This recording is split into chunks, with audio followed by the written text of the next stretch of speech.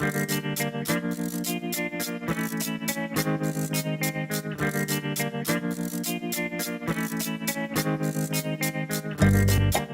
this is Michael Emery. Thanks for tuning into the Slow Baja. This podcast is powered by Tequila Fortaleza, handmade in small batches, and hands down, my favorite tequila. Slow Baja is brought to you by the Baja XL Rally. The Baja XL is the largest and longest amateur off-road rally on the Baja Peninsula. It's 10 epic days, LA to Cabo, back to LA, mostly on dirt. For an adventure of a lifetime, you got to check out the Baja XL Rally. More information at bajaxl.org and on Facebook at the Baja XL Rally News and Support Group. It's coming up January 2021. Be there. Michael Emery here in beautiful downtown La Jolla with Edie Littlefield Sundby, and we're going to talk about her experience, her health journey, and then the walk, the magnificent walk that she memorialized in the book, The Mission Walker. So let's get right into it. Thank you. I'm sitting here having a Pacifico beer next to the pool at her home. So nice to meet you. Thank you for all the help. You connected me with Harry Crosby, a living legend that I didn't know was still living, and I just got a chance to talk with him, and that was truly amazing. So I'm just delighted to be here. So thank you. It's wonderful to meet you, Michael. Thank you. All right. Well, let's jump into it. You had a life before cancer. Tell me a little bit about it. Yes, I was arrogantly healthy. I never even had whipped cream on hot chocolate. I only ate organic food. I loved yoga. I loved life. My children had just graduated from high school, were on their way to college, and my husband and I were so excited about the next phase of our life and moving into that phase. And then you get those words, those three words that are like three thunderbolts of lightning. You have cancer. And in those three words, your world falls apart, your life falls apart. Well, I can relate. I mean, we're right at that stage in life. Our kids are off to college, and my wife and I are, trying to empty nest, and I can't imagine having that new sentence and you got right into it, 5 years worth. It wasn't a light sentence. No, it was actually stage 4 gallbladder cancer. And by the time they discovered it, it was in 8 organs. Ugh. And the doctors here in San Diego had given me, the prognosis was about 3 months to live. And they were recommending palliative care to just keep me comfortable because treatment was considered to be a bit futile. But treatment you had? Well, actually, it's interesting because I think when those sort of things happen to you, terrorizing moments, that once you catch your breath, you accept it. You accept the reality of it. I accepted the reality, but in accepting the reality did not mean I was going to surrender and give up. Actually, just the opposite occurs. Once you accept it, then you learn the next step is to deal with it. And so lucky for me, I found Dr. George Fisher at Stanford Cancer Center, a renowned oncologist. I did this through the rabbit hole of the internet, found him, and he happened to be a pancreatic specialist, gallbladder, liver, it's all the same kind of cancers. And I didn't have an appointment. It took 3 weeks to get an appointment with him. And instead, I got on a plane, and that night, I flew to San Francisco and to be right there in his office the next day because I didn't have time for a 3-week appointment. So you just showed up. Said, here I am, deal with me. Exactly. And him being the professional he is he saw his other patients, and I had to learn to be patient. I waited 4 hours to see him, and that actually made me respect him even more, because he respects his patients so much. And but when he saw me, he was totally engaged. He came in, gave me a hug, and hugged my 2 daughters and my husband, and my 3 daughters and my husband. And yes, indeed, we knew immediately he was the right doctor. Had you had a way of approaching life like that prior in your business world, in your life as a mother? Did you just decide, like, this is what I'm going to do? Nobody's going to stop me. I'm going to be in that doctor's office tomorrow morning. He's going to have to deal with me on my terms. Or was this just a whim? No, and one thing, Michael, is I knew he wouldn't deal with me on my terms. I really had to deal with the situation on like his terms and other terms, because that's part of the surrendering. That's part of the acceptance. Is you realize you have no control, and your terms don't really mean anything to cancer. But yes, to answer your question, I think what happens to us is I basically think, as others have said, is that our basic personality is set between the age of 5 and the age of 10. And it's what we have within us as a child. What we have within us as a child and what we learn as a child stays with us for life. And when I was 10 years old, I was raised on a cotton farm in Oklahoma, next youngest of 12 children. And being the next youngest of 12 children, you learn that when someone says something, your reaction is, who says? So when they told me you only have 3 months to live, my 10-year-old child within me spoke up and says, who says? Because that's what I'd already learned in life, is that who says? And it's a healthy attitude. It's kind of defiant. It's kind of it helps you get back on your feet, actually. Who says? So you fought this for 5 years, and we're going to cut through a little of this because we're itching to get to Baja, but the important part is how you got to the thought of doing what you did. 79 rounds of chemotherapy. 70. I mean, who's counting? But 79 is holy. How? 832,000 milligrams. And the only way I was able to do that was with walking. And so lucky for me is I learned early on that if I could walk, if I could move, I didn't feel sick. And if I could move, I wasn't as afraid either. And doctors know that walking, that movement is the best medicine. Even Hippocrates said it was the best medicine. And it's actually the most prescribed medicine in the world for a reason.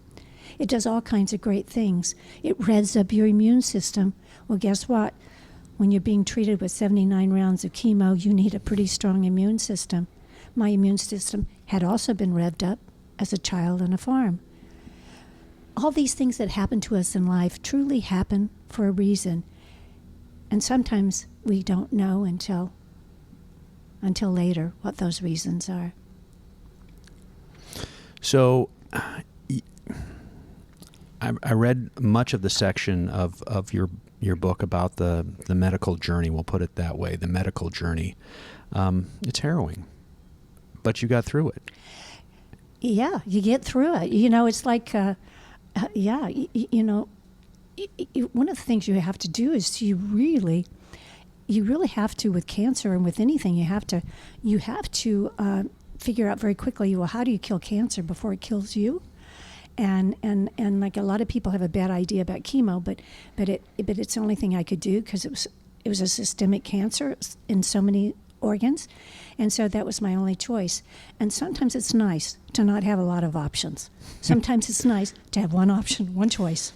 Yeah, and so you actually made the best of the chemotherapy. You made a friend, and sadly you lost your friend. And that helped you form. Did it help you form the idea of what you were going to do? Did I get that? Well, walking. It was just is how I got through this, and also going up to Stanford was also a revelation. And that's 500 miles away, and lucky for me, Southwest Airlines had $39 flights, and also that's part of the movement. When you don't feel like it, having 79 rounds of chemo is chemo every 3 weeks for 5.5 years. And sometimes I'd have to get on that plane and get on that plane by myself, go up to Stanford, oftentimes, and I'd have to come home by myself. Well, that was part of the movement. That was part of the dealing with it. And at other times when I had surgeries, and I had 4 radical surgeries, I lost half my liver. I lost 10 inches of colon, 2 inches of stomach. I lost part of my throat. I also lost my entire right lung. Well, in those times, when I went up to have surgeries, I had to go up the old Highway 101 here in California. And that is the old Mission Trail, more or less. And there are all those old mission bells, every mile apart. And I would see those. First, I didn't see them, because we don't see the things Right. that we're familiar with. And then once I saw them, I had this magnificent obsession to hug them, to follow them, to walk the old California Mission Trail to all 21 missions, saying a prayer of thanksgiving at each and every one of those missions.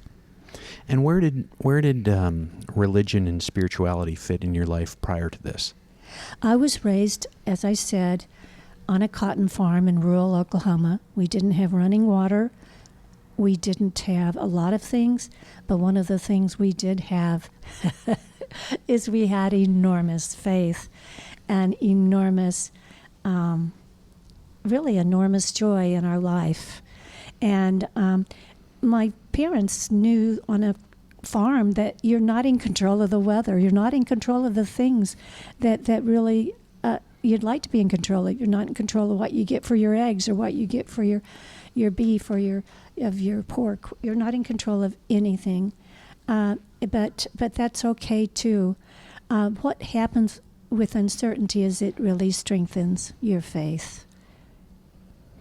And so, fast forwarding to that moment when the doctor said, remission, you're in remission. You're not cured. Remission is a life sentence. You don't know how long you're going to get. How do you look at that and say, are you kidding me? Oh, it's like I was able to exhale. Right. It's like it had been holding my breath for 5.5 years, and I was able to exhale, knowing that I had, every day was a bonus day. I didn't know when it would come back, but we knew it would come back. And so you want to slow life down. When you see the end of the life coming at you fast, you want to slow life down. Nothing slows life down like walking. And so on a cold, rainy day in February of 2013, and that's 6 months after Stanford took out my right lung, and after we slowed the cancer down after 5.5 years, on that cold, rainy day in February, I started walking from Mission San Diego, and there was so much in me, so much to pour out, that I really didn't stop until I got to Sonoma, 800 miles later. It was 55 days of walking, 15 miles a day on average. And you know, when I got to Sonoma, I did not want to stop. Well, I read a little bit about some of the things you went through in the beginning of that, the foot problems, the taping of your feet.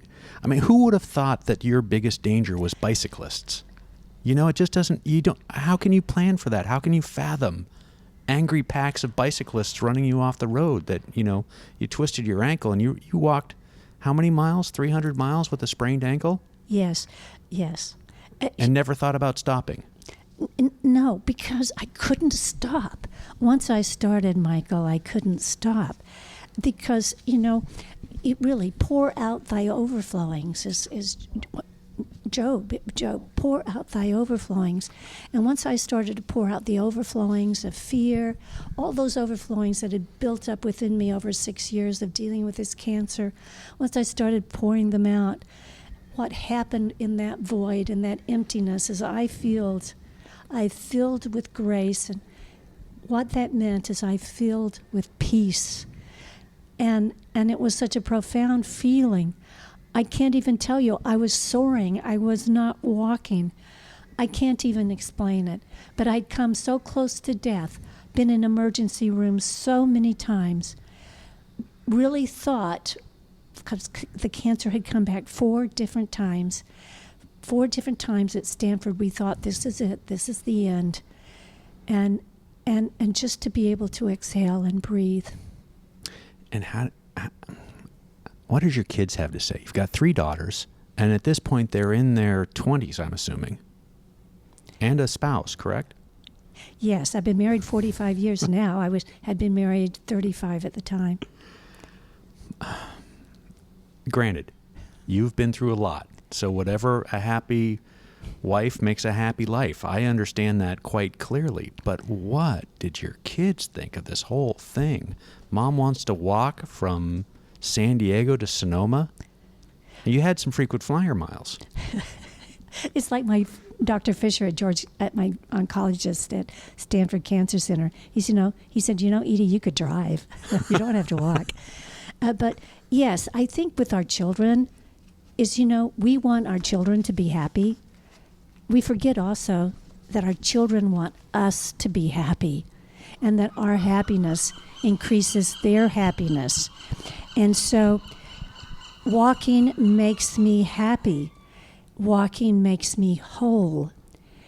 And my children, as caregivers, they couldn't do a lot except see me suffer, and it really takes a toll on your family.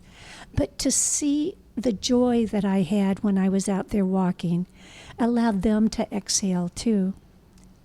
And I think they're delighted that I have found happiness and I found joy. Because if there's one thing that is bigger than cancer, that's bigger than fear, is joy. Profound. Can I ask you to read a little excerpt that I found today that I think might give some folks an insight into how much joy helped you overcome the realities, the practicalities. So I'm just going to point to this here. If you can just read a little bit about your feet and do you see the passage there? Sorry, we had a on the quick, duct tape? Yeah. If you can Yes. just read as much of that as you can. I don't know if you need readers here. I'm sorry I sprung that on you. No. The first week was a challenge to my body. Feet are tender and blister easily, and by day 3, my toenails started turning black and coming loose. I wore guaranteed blister-free double-layer socks and stopped every 3 hours to smother my feet in Vaseline. At noon, Ron Brewery stopped and wrapped duct tape around each toe and both feet. By the 7th day, my feet were wrapped in duct tape too. Yeah, that just that puts it in perspective. Did it get any better from there? Oh, absolutely. And I talk about that. We've forgotten how to walk. We're designed to walk, but we've forgotten. And so that's one of the reasons I didn't want to stop by the time I got to Sonoma. By the time I got to Sonoma, 2 months later, end of 800 miles, I was no longer walking. I was soaring. But my feet had completely healed. My hips were strong. My one lung, I almost had normal lung capacity with one lung. You see, my body was healing as I was healing. As my spirit was healing, my body was healing. So what made you decide, you know what? I'm going to double down. What the heck? I just got to Sonoma.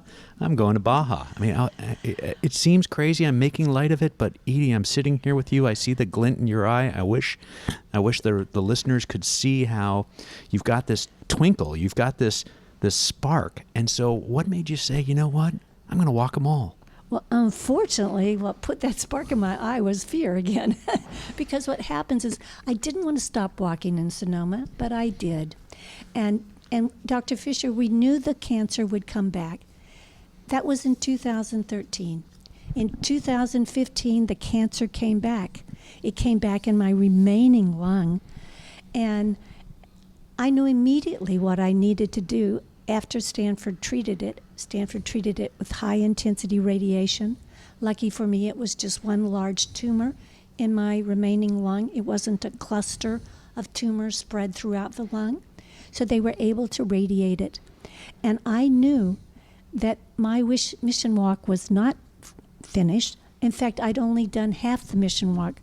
I knew that the old California Mission Trail actually starts 800 miles south of the border. It starts in Loreto, Mexico. Loreto, Baja, California, Mexico. And it was wonderful to have that to look forward to. because I had another walk. I had a mission. I had something larger than what was going on inside of me. And you knew you were capable. Now, again, Exactly. the Baja part's a little more challenging for sure, but you knew that you were capable. Exactly. 800 miles, I've already done that.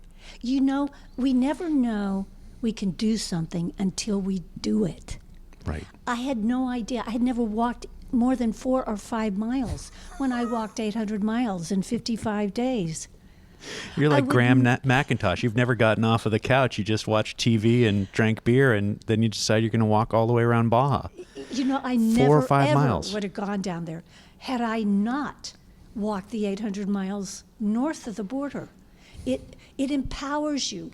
When you do something that you don't know you can do, it empowers you to take the next step in life. And for me, the next step was, well, I wanted to make sure, what if the cancer wasn't going to come back again? What if that one tumor was just a prelude to an eruption again, other places in my body? I didn't have time to learn Spanish. I didn't have time to think about it. I just had time to do it. And so I through the internet, I found Trudy Angel in Loretto, who did some backpacking trips there in Loretto in the desert. And I'd connected with her, and I had the promise of a mule for 10 days, and I had the promise of a vaquero, a cowboy, for 5 days. That was good enough for me. So I had my husband and I had done some camping years ago. I had two old REI bags in the garage, an old tent. I set up the tent in the garage. It seemed to have all the pieces. I put a couple other things together, and I got a shuttle across the border to the Tijuana airport, got on a flight to Loretto, in Tijuana, flew to Loretto, and with just the promise of the mule for 10 days and the cowboy for 5 days. And in my pocket, Michael, I had Harry Crosby's hand-drawn maps from 1969. Razored out of his books, right? Yes. Amazing. Amazing. And again, we're going to back up because you were so kind to me and introduced me to Harry, and he made some time for me today, which will be another podcast on the Slow Baja podcast, so we'll get to that. But so you arrived in Loretto on a wing and a prayer, so to speak, and did Trudy meet you there? No, I actually took a taxi from the airport to a hotel. Because one thing that you realize is that I was there for an extended period of time. I wasn't a tourist, and so you kind of do things on your own. And Trudy was incredibly helpful. She was fabulous, but she set me up. That was her mule for 10 days. She gave me one of her pack mules for 10 days. I actually ended up keeping him for 3 weeks. Sounds like you got along. Well, you know how burros and mules are in Baja. Yeah. So anyway, it was quite the experience. One of the things Harry had told me, I met with Harry before I went. You know, Harry at the time was, I believe, just in his late 80s. Now he's how old? 95. 95. And Harry told me, he said, Edie, do not go in the Sierras and the desert of Mexico without a man that was born there. Because he said the vaqueros will protect you. They will guide you and they will protect you. Well, that's good advice. It was. And he was correct. You know, it's interesting. I've never been to a beach in Baja. Ever been to a beach. They're kind of nice. Some are kind of nice. You should check that out. But I've been to 972 miles, not as the crow flies, but as the mule walks through the suestas, you know, the switchbacks, 970 miles through the Sierras and the Sonoran Desert, the great desert of Baja California, Mexico. Well, you can level with me. Did you ever regret what you were doing? Did you ever say, oh, my stars, what am I doing here? Never. Never did I say that. Because I knew what I was doing there, Michael. I was there to disconnect from the mundane, to disconnect from from all those things that just interfere with our ability to live an unfiltered life. I was there to experience life. I was there to face fear. I was there to learn from it. I was there for adventure. I was there for joy. Now, Harry, in our discussion today, when I postulated the adventure factor, he really is so humble. He just downplayed it and said, well, I was going to walk or take a mule, and I didn't want to walk, so I took a mule. So 600 miles on a mule is just how I got to where I was. So he was very, very low-key about it. You had a heck of an adventure. Regale us a few of those highlights. Rattlesnakes. I'm sure you slept under the stars a few nights. Every night, I slept either in the tent or on an old sweaty mule blanket every night, except when I was at a rancho. Those roadless ranchos that are everywhere. Sometimes I'd sleep out in a corral. Sometimes I'd sleep underneath underneath the awning or underneath the woven palm. I would sometimes even sleep on a discarded old car seat or something. And then there were the times, Michael, that were just so precious, like the time I was in Rancho Hondo, and Maria Luisa. I arrived and she didn't even have it. Of course, no one there has electricity, so it was dark at 6 o'clock, and she was already in bed. She got up, and she had a little flashlight, a little propane stove. She made hot water, made me some coffee, and then that night, she slept on wood planks propped up with concrete away from the scorpions and the centipedes, all those creepy crawly things. And that night, she scooted over to make room for me and my sleeping bag. She wanted to make sure I was safe.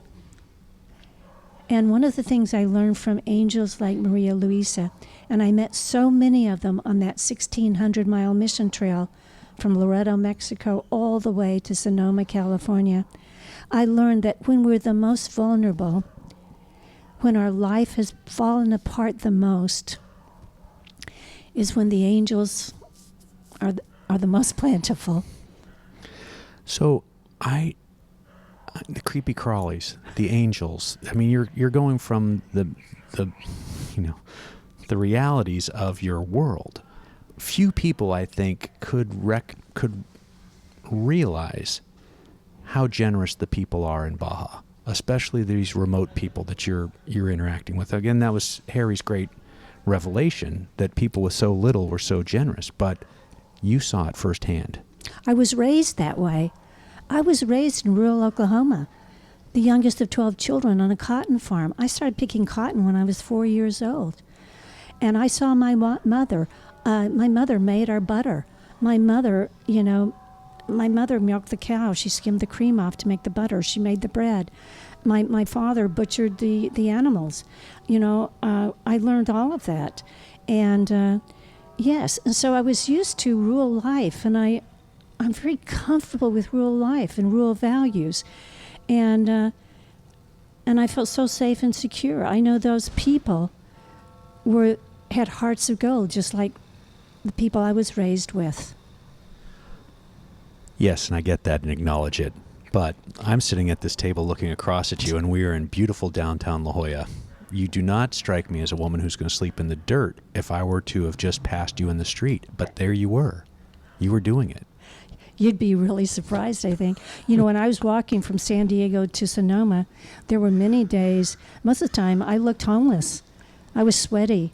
And so I learned a lot of things about that. People thought I was homeless. I'd go be outside a convenience store wanting some cold water, and they'd ask me to stay out there. They'd bring it to me. They didn't want me to come in.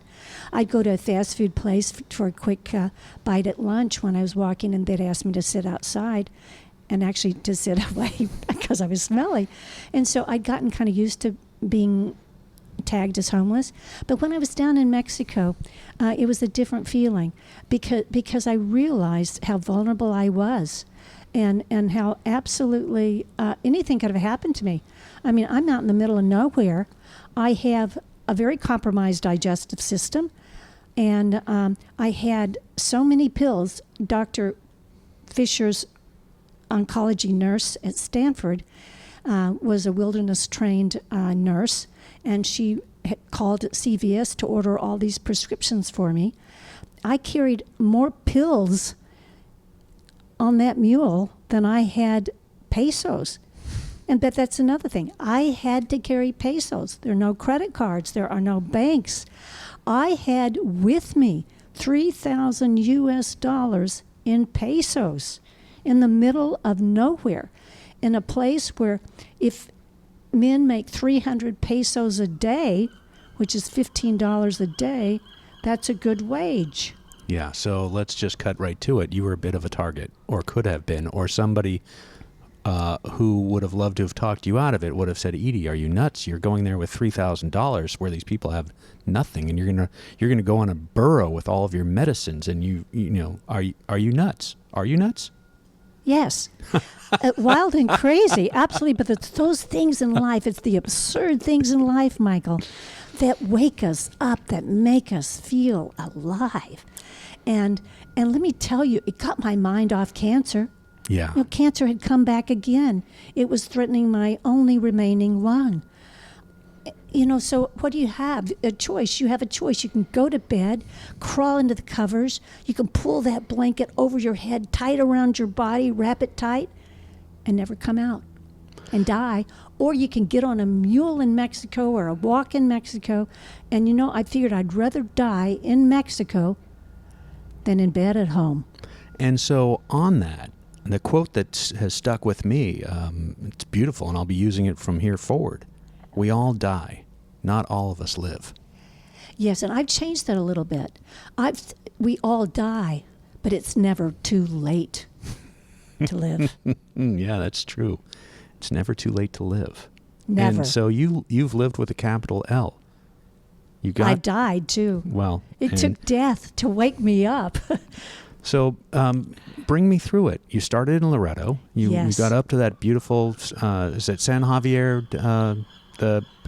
Sorry, I've got the seagulls here. You started in Loretto. They had two missions there. So the mission in downtown, which was wiped out in a flood, and then they built the second mission. How did it go? Okay. Well, my intent was, because this was what I was doing. I was following the path of Portola Junipero Serra, Father Junipero Serra, who's now Saint Sarah, who's the patron saint of California. And by the way, I'm not Catholic, but I am. I mean, I love the missions. I just love everything about them. I love everything about people who come before us and blaze the trails, if you will. I understand how hard it has been for them because I've lived a lot of it. I've seen what they have seen, a lot of what they've seen. And so I followed the path.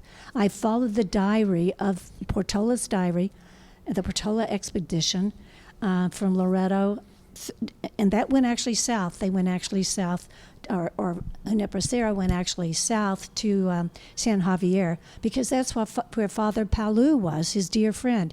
And Father Palu, by the way, who was down in San Javier, is the Franciscan who founded Mission Dolores in San Francisco.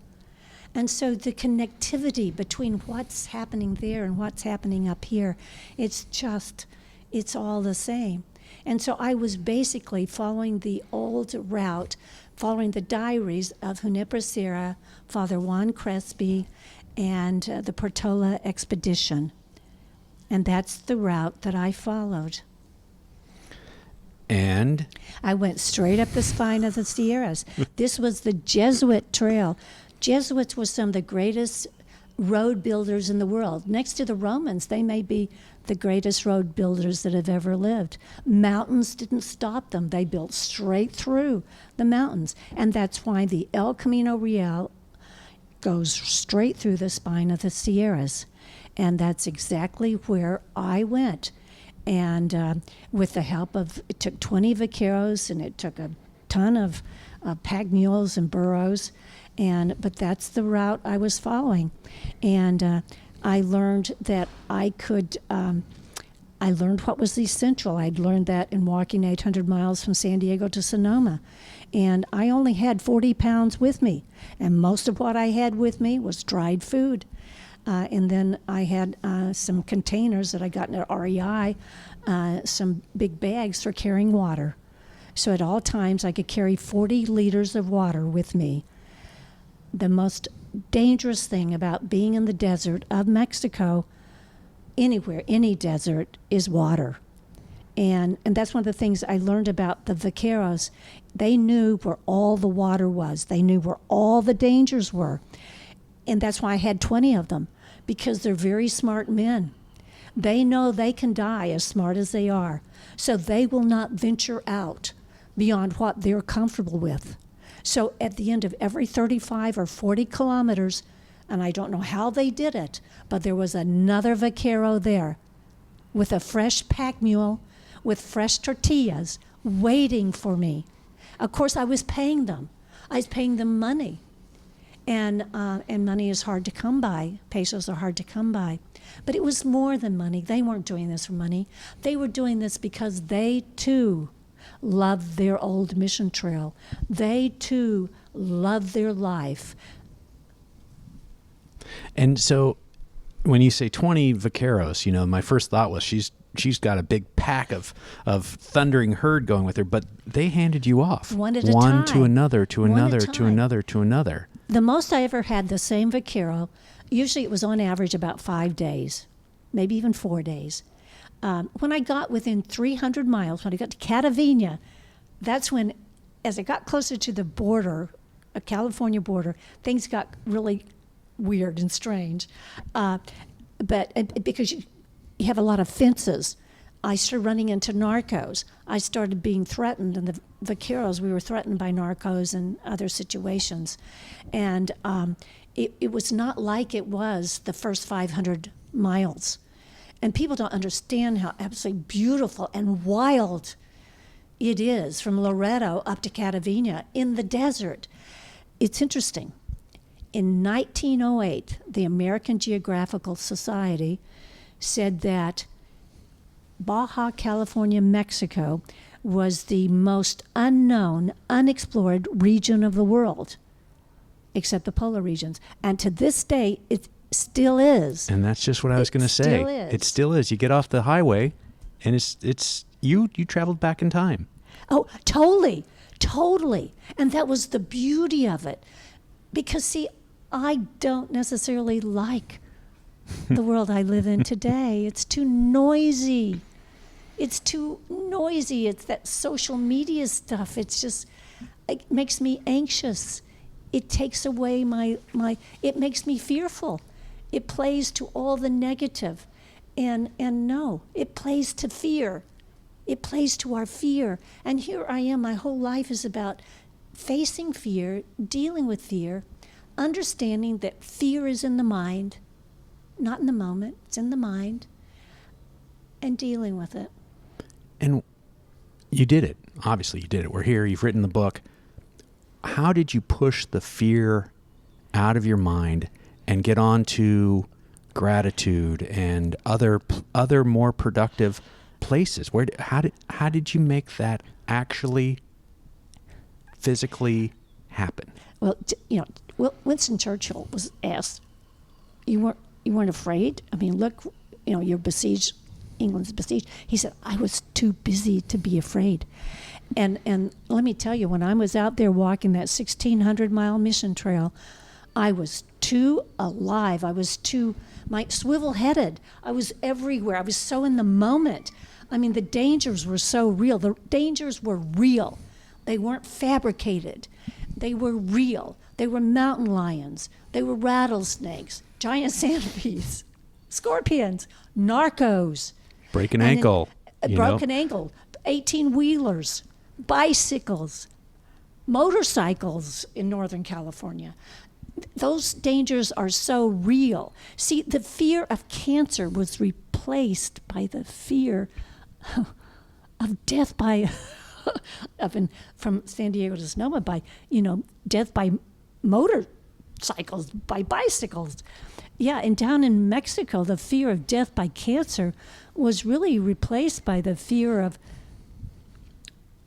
running out of water in the desert, not having a mule, of running out of food, of, of meeting up with a narco at the wrong place at the wrong time, seeing something you shouldn't be seeing. All those dangers. Or heck, having a mule slip. Some of those roads in those Sierras, the trails are 18 inches wide, and you're on the precipice looking down 2,000 feet. And mules slip all the time there, and men die. And that's why everywhere in the Sierras of Mexico, Baja California, Mexico, you see what they call them vaqueros sanctuaries.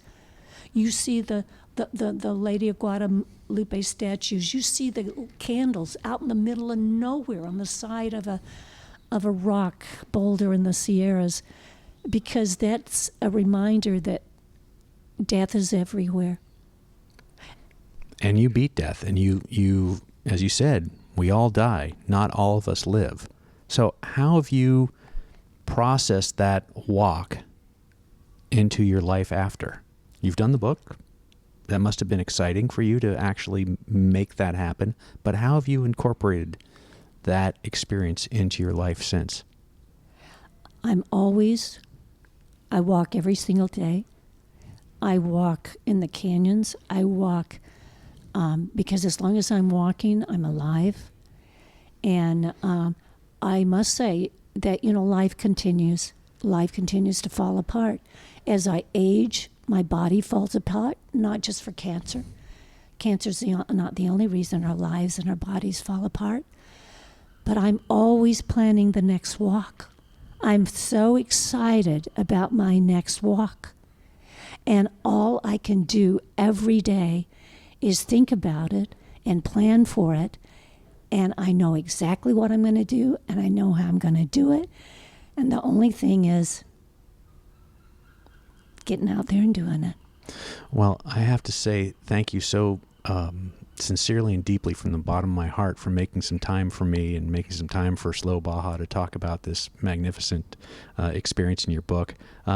Take us out on a positive message about one of the moments you had in Baja that has just really stuck with you and informs your view on a place that isn't well known and isn't well understood, how warm the people are, how generous the people are who have so much less than what we live with every day.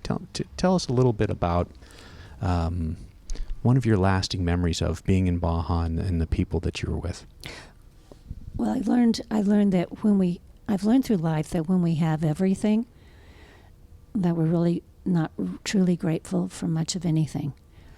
But when we have nothing, we're grateful for every little thing.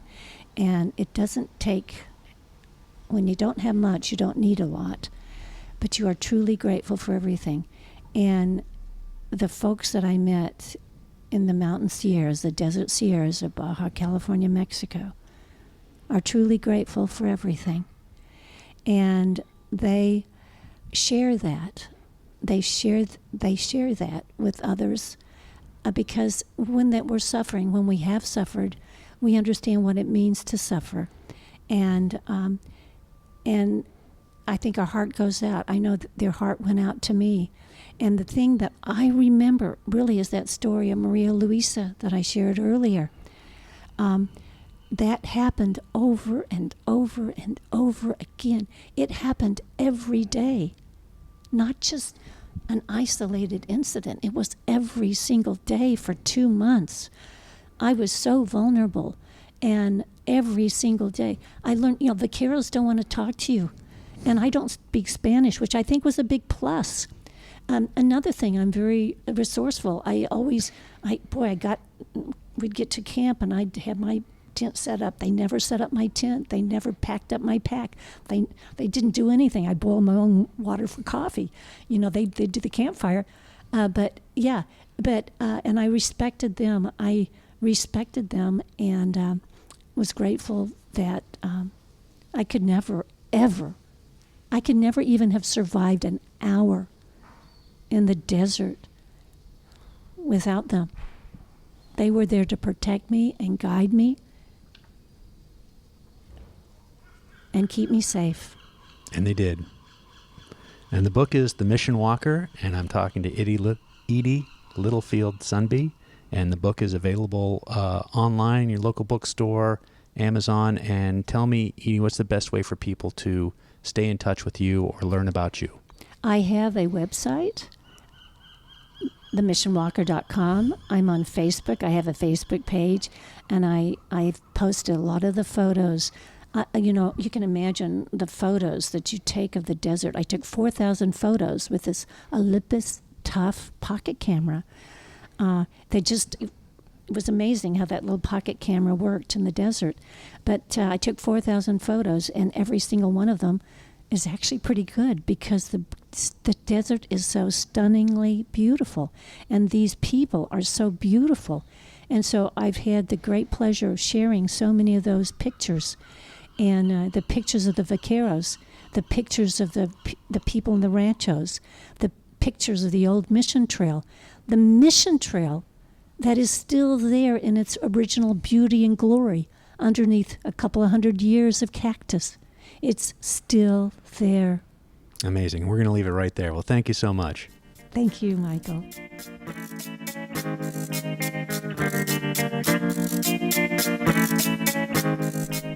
Hey, you guys know what to do.